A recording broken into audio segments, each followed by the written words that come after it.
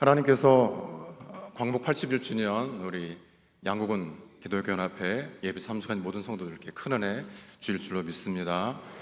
새 은혜 주실 줄로 믿습니다. 은혜 소낙비 주실 줄로 믿습니다.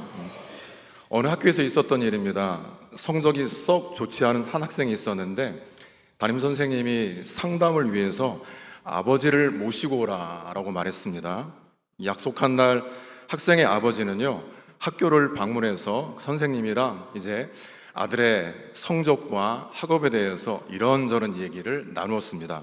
담임선생님이 역사를 가르치셨는데 이 아버지가 아들의 성적 이야기를 나누다가요, 갑자기 선생님, 우리 아이가 성적은 전체적으로 좋지 않지만 그래도 담임선생님이 가르치시는 역사 과목은 다른 과목보다 낫지요? 라고 물었습니다. 그래서 선생님이 바로 대답하지 않고 오히려 아버지에게 물었습니다.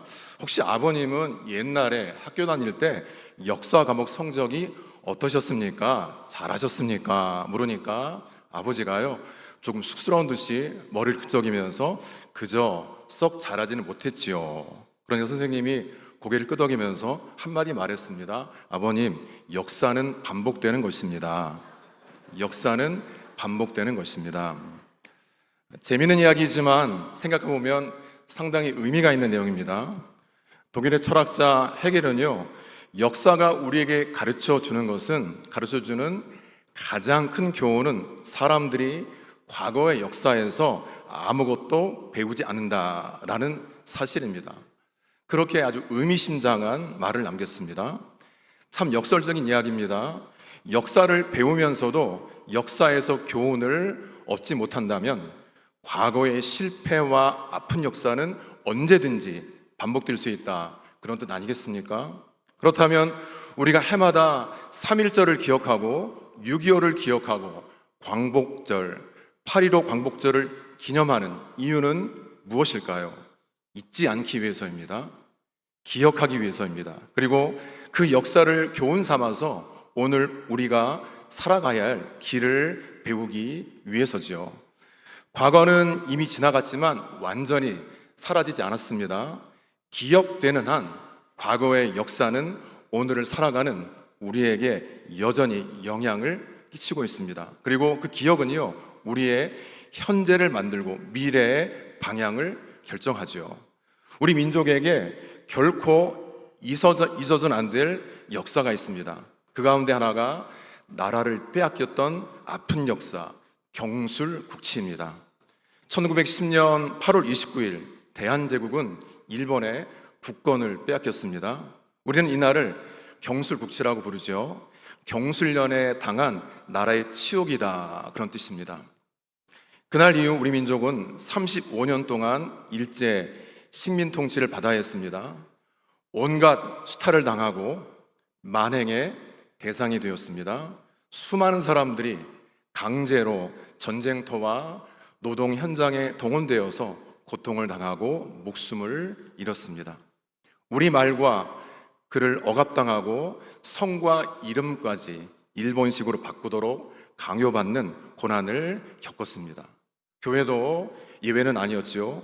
일제는 기독교인들에게 신사참배를 강요했고 이를 거부한 성도들과 목회자들이 투옥되고 고문을 당하기도 했습니다. 교회가 폐쇄되는 아픔도 겪었습니다.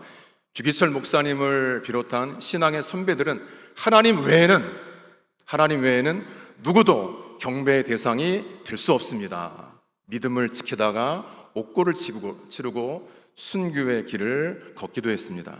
그러다가 나라를 빼앗겼다라고 해서 우리 민족이 독립의 소망까지 빼앗긴 것은 아니었습니다. 1919년 3월 1일 민족의 독립을 염원하면서 기독교인 16명을 포함한 민족대표 33명이 독립선언에 참여했습니다. 전국 방방곡곡에서 대한독립 만세 함성이 울려 퍼졌습니다. 해외에는 임시정부가 수립되었고 이후에 광복군을 비롯한 독립운동이 계속되었습니다. 그리고 그 과정에서 이 땅의 교회와 성도들은 자신들이 감당해야 될 그 몫을 감당했습니다. 지역의 교회와 기독교 학교는요, 만세 운동의 중요한 통로가 되었습니다. 목회자와 장로, 교사와 학생, 그리고 이름 없는 성도들이 태극기를 만들고 독립선언서를 나누어 주면서 거리로 나섰습니다. 이로 인해서 감옥에 갇혔지만 거기서도 기도했습니다. 고문을 당하면서도 믿음을 지켰습니다. 나라를 빼앗긴 현실 속에서도 하나님께서 이 민족을 다시 일으켜 세워 주실 것이다 소망했습니다. 해외에 흩어진 한인 교회와 성도들도 힘을 모았지요. 독립을 위해서 자금을 모아서 지원했고 빼앗긴 조국의 현실을 세계 만방에 알렸습니다. 그리고 조국의 독립을 위해서 눈물로 기도했습니다. 그들은 하나님 앞에 무릎을 꿇었기 때문에 일제라고 하는 거대한 골리앗 앞에서는 무릎을 꿇지 않았던 것입니다. 하나님 앞에 무릎을 꿇었기 때문에 거대한 골리앗 앞에서도 무릎을 꿇지 않았습니다. 그렇게 긴 어둠의 시간을 견뎌냈습니다. 그리고 마침내 1945년 8월 15일 35년 동안 빼앗겼던 조국의 광복의 아침이 밝았습니다. 여러분, 그날의 감격이 어떠했을까요? 그날 우리 민족의 심정은 아마도 시편 126편 1절의 말씀처럼 여호와께서 시온의 포로를 돌려보내실 때 우리는 꿈꾸는 것 같았도다. 하나님께서 이스라엘 백성들을 70년간의 바벨론 포로 생활에서 고향 땅으로 돌아오게 하셨을 때 이스라엘 백성들 얼마나 감격했겠습니까? 이게 꿈인가? 이게 생시인가? 잃어버렸던 한박 웃음을 다시 되찾았습니다. 하나님을 향한 감사와 찬양의 함성이 울려 퍼졌습니다. 그와 같은 해방의 감격을 우리 민족에게도 허락하신 것입니다. 할렐루야. 여러분, 그래서 오늘 우리가 광복 81주년을 기념하는 것은 단순하게요, 지난 역사를 되돌아보는 것이 아닙니다. 수많은 독립운동가들의 희생을 기억하고 이름 없이 헌신한 백성들의 눈물을 기억하고 나라와 민족을 가슴에 품고 하나님 앞에 무릎 꿇었던 교회와 성도들의 기도와 헌신을 기억하는 것입니다. 그리고 무엇보다 그 모든 역사의 과정 속에서 섭리하시고 마침내 우리 민족에게 광복의 기쁨을 허락하신 하나님께 감사하는 날이 바로 오늘입니다. 나라를 잃었던 역사가 눈물의 역사였다면 나라를 되찾은 역사는 감사의 역사입니다. 그러므로 사랑하는 우리 양국은 모든 성도님들, 오늘 광복 81주년을 맞아서 우리가 가장 먼저 해야 할 일은 감사하는 것입니다. 하나님, 이 민족에게 광복을 허락하셔서 감사드립니다. 나라를 되찾게 하시고 자유와 평화를 누리게 하셔서 감사드립니다. 무엇보다 마음껏 찬양하고 기도하고 예배할 수 있는 환경 주셔서 감사합니다. 그런데 우리는 여기서 한 걸음 더 나아가야 됩니다. 역사를 기억하고 감사하는 것만으로 우리의 책임이 끝나는 것 아닙니다. 사명을 위해 부름 받았음을 깨닫는 이 시간 되시기를 주님의 이름으로 축복합니다. 오늘 본문에도 나라의 회복을 간절히 기다렸던 사람들이 나오는데요, 6절 한번 같이 읽습니다. 그들이 모였을 때 예수께 여쭤 이르되 주께서 이스라엘 나라를 회복하심이 이때니까 아멘. 여러분, 예수님의 제자들도 나라를 잃어버린 백성들이었습니다. 당시 이스라엘은 로마의 지배 아래 있었죠. 얼마나 나라의 회복을 기다렸겠습니까? 더욱이 예수님께서 십자가에 죽으셨다가 부활하셨습니다. 제자들은 큰 기대를 품었습니다. 드디어 때가 왔구나. 이제 예수님께서 로마를 몰아내시고 이스라엘을 다시 회복시키시겠구나. 그래서 예수님께 묻습니다. 주께서 이스라엘 나라를 회복하심이 이때니까. 그런데 예수님은 제자들의 생각과 전혀 다른 대답을 하십니다. 제자들은 나라의 회복을 물었는데요, 예수님은 그들의 시선을 하나님의 나라로 확장시켜 주십니다.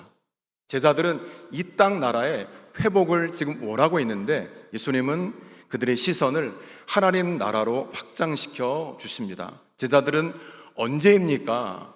회복과 독립의 때를 물었는데 예수님은 너희는 내 증인이 되라고 사명을 말씀하시는 것입니다. 바로 이것이 오늘 광복 81주년을 맞는 우리와 한국교회가 들어야 될 말씀입니다.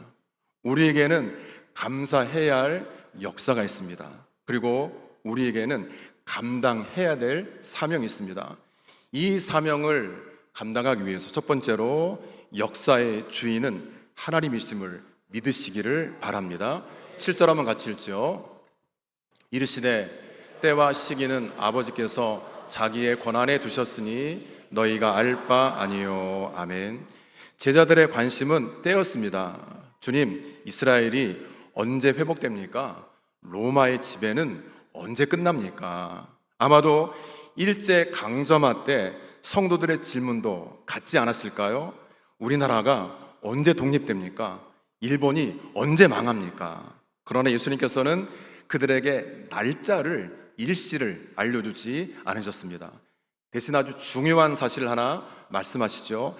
때와 시기는 하나님의 권한에 있다라는 것입니다.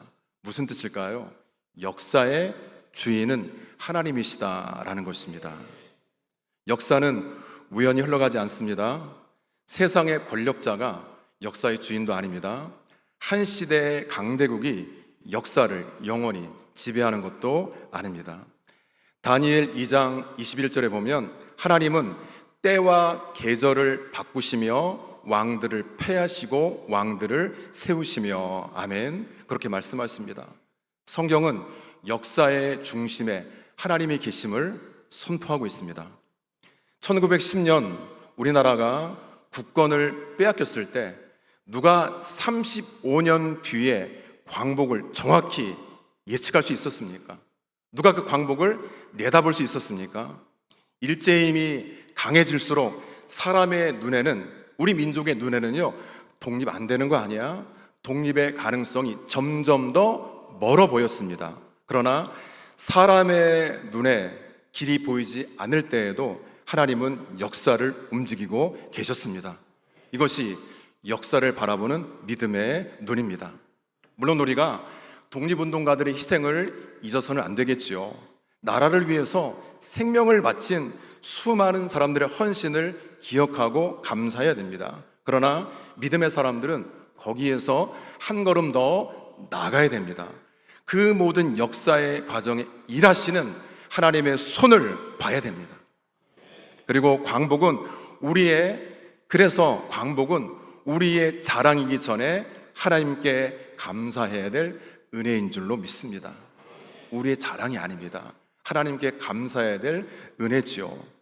그리고 이것은 과거에만 해당되는 말씀이 아닙니다. 오늘 대한민국을 바라보면 걱정되는 게 참 많습니다.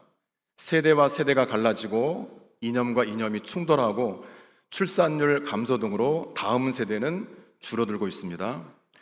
한국교회를 바라보아도 염려가 있습니다.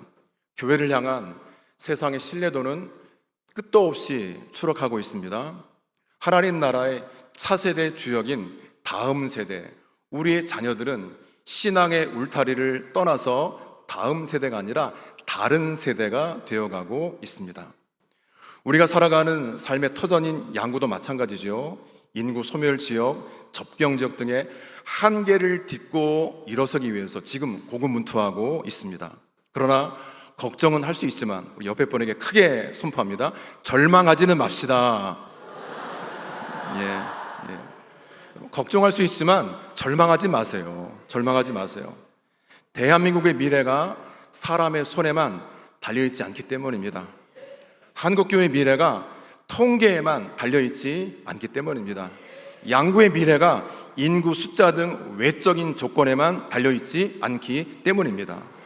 역사의 주인은 변함없이 지금도 하나님이신 줄로 믿습니다. 우리가 할 일은 하나님의 때를 계산하는 것이 아니라 하나님의 주권을 신뢰하는 것입니다. 그래서 예수님은 제자들에게 때와 시기는 너희가 알 바 아니다라고 말씀하신 것입니다. 그리고 곧바로 8절에 오직 성령이 너희에게 임하시면 이라고 말씀하시죠. 여기에 중요한 연결이 있습니다. 때와 시기는 하나님의 권한에 있습니다. 그러나 오늘 사명 감당할 권능은 성령께서 우리에게 주십니다. 그러므로 이제 우리의 관심을 언제에서 무엇을로 바꾸셔야 됩니다. 두 번째로 나라의 회복을 넘어 하나님 나라의 사명을 감당하시기 바랍니다. 8절은 사도행전 전체의 주제와 같은 말씀인데 한번 같이 읽겠습니다. 오직 성령이 너희에게 임하시면 너희가 권능을 받고 예루살렘과 온 유대와 사마리아와 땅끝까지 이르러 내 증인이 되리라 하시니라. 아멘. 여기서 우리가 주목해야 될 것이 있습니다. 제자들은 6절에 이스라엘이 언제 회복됩니까? 이스라엘 나라의 회복을 예수님께 물었지요. 그런데 예수님의 대답에는요, 이스라엘 나라가 없습니다. 예루살렘과 온 유대와 사마리아와 땅끝을 말씀하십니다. 제자들의 시선은 이스라엘에 머물러 있었지만 예수님의 시선은 이미 땅끝을 향하고 있었던 것이죠. 사도행전 1장 3절을 보면 부활하신 예수님께서 40일 동안 제자들에게 하나님 나라의 일을 말씀하십니다. 예수님은 하늘나라로 승천하시기 전까지 하나님 나라의 꿈과 비전을 말씀하셨는데 제자들은 마지막 순간까지 이 땅에 이스라엘 나라를 생각하고 있었습니다. 얼마나 우리의 모습과 닮았습니까? 하나님은 더 큰 것을 보여주시는데 우리는 눈 앞의 것만 바라봅니다. 주님은 하나님 나라를 말씀하시는데 우리는 그저 내 문제만 생각합니다. 주님은 땅끝을 바라보시는데 우리는 내 가정, 내 교회, 내 형편 안에만 머물러 있을 때가 많습니다. 하나님, 언제 우리 가정의 문제가 해결됩니까? 언제 우리 부모님, 남편, 아내, 자녀들 주님 품으로 돌아옵니까? 언제 우리 교회 부흥됩니까? 언제 우리나라가 통일됩니까? 물론 필요한 기도입니다. 그런데 참된 신앙은요, 하나님의 때만 기다리는 게 아닙니다. 하나님의 때를 믿으면서 오늘 맡겨진 하나님의 일을 감당하는 것입니다. 그런데 그 사명을 어떻게 감당할 수 있습니까? 오직 성령이 너에게 임하시면. 예수님은 제자들에게 하늘로 올라가시면서 돈, 권력 주지 않으셨습니다. 세상과 싸울 무기도 주지 않았습니다. 다만 성령을 약속하셨습니다. 왜 그럴까요? 하나님 나라의 일은 인간의 힘만으로 할 수 없기 때문에 그렇습니다. 여러분, 교회를 움직이는 힘은 건물이 아닙니다. 숫자가 아닙니다. 재정이 아닙니다. 프로그램이 아닙니다. 교회의 생명력은 외적인 조건이 아니라 성령의 능력인 줄로 믿습니다. 성령이 임하니까요, 세상이 무서워서 문을 걸어 잠그고 꼭꼭 숨었던 사람들이 거리로 나와서 복음을 전했습니다. 예수님을 3번 모른다라고 부인했던 베드로가요, 다른 이로서는 구원을 받을 수 없나니 천하 사람 중에 구원을 받을 만한 다른 이름을 우리에게 주신 일이 없습니다. 아멘. 선포했습니다. 사람보다 하나님께 순종하는 것이 마땅하니라 라고 선포했습니다. 이렇게 예루살렘에서 시작된 복음은요, 유대를 지나 사마리아로 마침내 땅끝을 향해 전진하게 된 것입니다. 사랑하는 우리 양구군의 모든 성도님들, 양구에서 예수의 증인이 되십시오. 내가 만난 예수님을 말하고 내가 받은 은혜를 나누고 내 삶을 통해 예수님이 누구신지를 보여주십시오. 주일에 양구의 각 교회에 임한 충만한 은혜가 예배당 안에서만 끝나서는 안 될 것입니다. 월요일부터 그 은혜가 직장, 사업장, 농사 짓는 곳, 학교, 군부대, 우리가 참여하는 모임과 만나는 모든 사람들, 양구 전역으로 흘러가야 됩니다. 우리는 때로 땅끝을 너무 멀리 섰습니다. 우리가 서 있는 곳이 땅끝입니다. 왼수 같은 남편, 속 썩이는 자녀들, 마주치기 불편한 직장 동료가 내가 섬겨야 될 땅끝입니다. 아프고 연로한 부모님을 돌보는 것이 기도응답을 기다리면서 오래 기다린 시간이 우리에게 땅끝일 수 있습니다. 우리가 이 사명을 감당해야 양구의 영혼들이 살아날 줄로 믿습니다. 세 번째, 다시 오실 주님을 바라보면서 지금 여기에서 사명을 감당하시기 바랍니다. 9절 한번 같이 읽을까요? 9절입니다. 이 말씀을 마치시고 그들이 보는데 올려져 가시니 구름이 그들을 가리어 보지 않게. 아멘. 9절을 보면 예수님께서 이 말씀을 마치신 후에 제자들이 보는 앞에서 하늘로 올려주십니다. 제자들은 예수님께서 보이지 않을 때까지 하늘을 지금 쳐다보고 있는 것이죠. 참 놀라운 광경이죠. 십자가에 달려 죽으셨던 예수님이 3일 만에 부활하셨고 40일 동안 제자들과 함께 하셨습니다. 이제 눈앞에서 다시 하늘로 올려주십니다. 제자들은 그 자리에서 서서 하늘을 바라보고 있습니다. 그때 흰옷 입은 두 사람이 이렇게 말합니다. 11절 보시면 갈릴리 사람들아 어찌하여 서서 하늘을 쳐다보느냐. 이 말은요, 하늘을 바라보지 말아라 그런 말이 아닙니다. 예수님의 다시 오심, 재림을 기다리지 말아라 그런 뜻도 아닙니다. 곧이어 천사들이 분명히 말합니다. 너희 가운데에서 하늘로 올려주신 이 예수는 하늘로 가심을 본 그대로 오시리라. 아멘. 예수님 다시 오십니다. 예수님께서 다시 오실 것이 분명하기 때문에 하늘만 바라보고 서 있지 말라는 것입니다. 너에게 맡겨진 일이 있으니까 가서 기도하고 성령의 능력을 받아서 증인되라 라는 뜻입니다.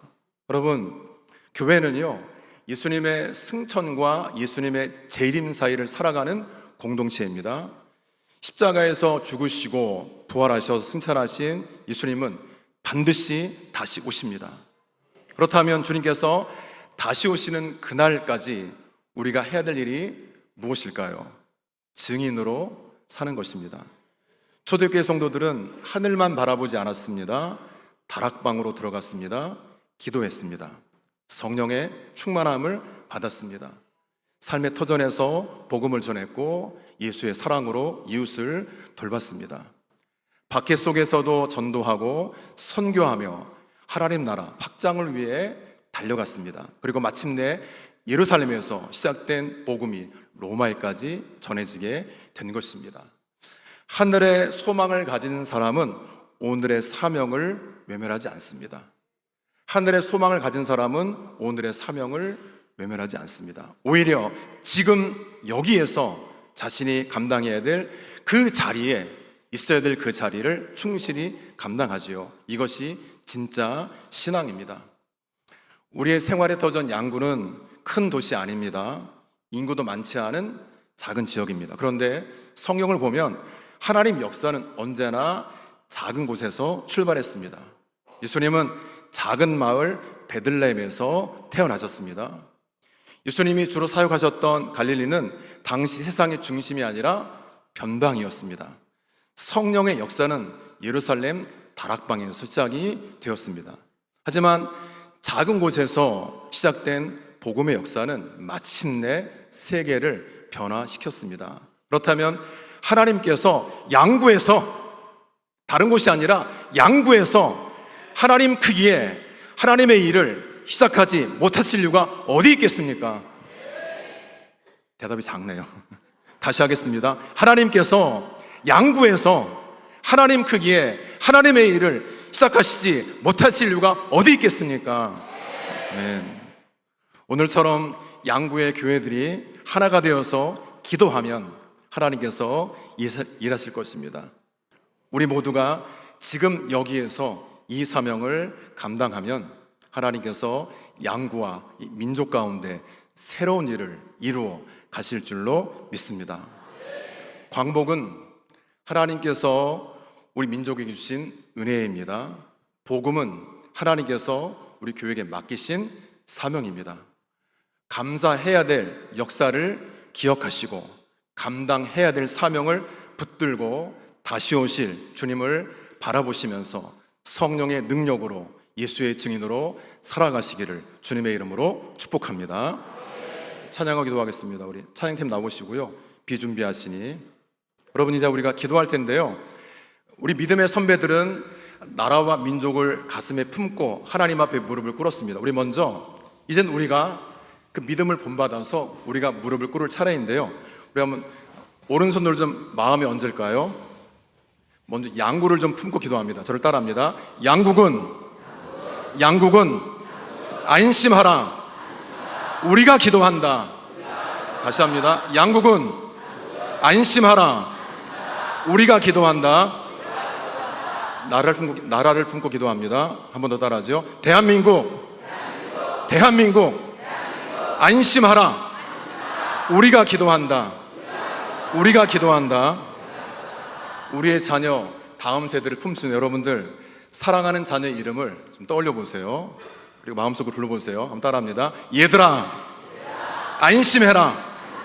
엄마가, 아빠가 기도한다.